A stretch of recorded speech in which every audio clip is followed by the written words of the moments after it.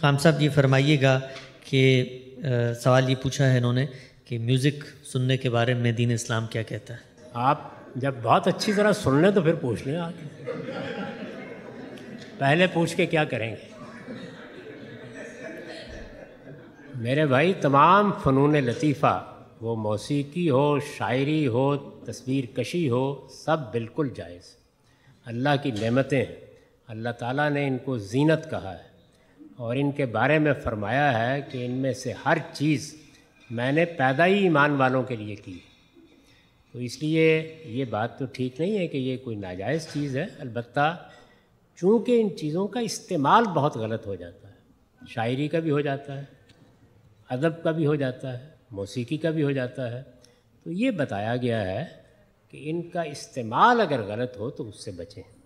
یعنی استعمال اگر ولگیرٹی کو فروغ دینے کے لیے ہے، استعمال اگر جنسی ترغیبات پیدا کرنے کے لیے ہے، استعمال اگر لوگوں کی اخلاقیات کو بگاڑنے کے لیے ہے، تو وہ شاعری کا ہو، وہ تصویر کا ہو، وہ موسیقی کا ہو، سب قابل مذمت ہے۔ ہمارا دین پاکیزگی کا دین ہے، پیوریفیکیشن۔ پورے دین کا مقصد ہی یہ ہے، اپنے پورے وجود کو، اپنے علم کو، اپنے عمل کو، اپنے ظاہر اور باطن کو زیادہ سے زیادہ پاکیزہ بناؤ۔ تو جو چیز آپ کے باطن کو آلودہ کرتی ہے وہ دین ہمارا یہ چاہتا ہے کہ ہم چھوڑ دیں۔ تو ان تمام فنون لطیفہ کے بارے میں یہی رائے ہے۔ آپ شاعری کو دیکھیے، شاعری کے بارے میں بھی قرآن مجید نے بڑا سخت تبصرہ کیا اور یہ بتایا کہ بدقسمتی سے ایسے لوگ شاعری کر رہے ہیں، درحال کہ شاعری اپنی جگہ پر بالکل ایک جائز چیز۔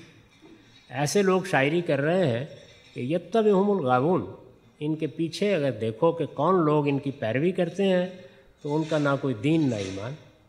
یقولون ما لا تفعلون، شعر کہیں گے تو معلوم ہوگا کہ رستم و سہراب ہے، اور ویسے چھپکلی کو دیکھ کے چیخ نکل رہی ہوگی۔ جو کہتے ہیں وہ کرنے کی ہمت نہیں ہوتی۔ اور یہ بتایا کہ جس وادی میں چاہے گھومتے پھرتے ہیں، کوئی ان کا محکم فکر نہیں ہوتا۔ یہ تنقید ہے قرآن کی شاعروں کے اوپر، لیکن شاعری ایک جائز چیز ہے۔ ہمارے ہاں الطاف حسین حالی بڑے شعراء میں سے ہیں، آپ دیکھیے انہوں نے شاعروں پر کیا تبصرہ کیا ہے۔ وہ کہتے ہیں کہ گناہ گار وہاں، یعنی قیامت میں گناہ گار وہاں چھوٹ جائیں گے سارے، جہنم کو بھر دیں گے شاعر ہمارے۔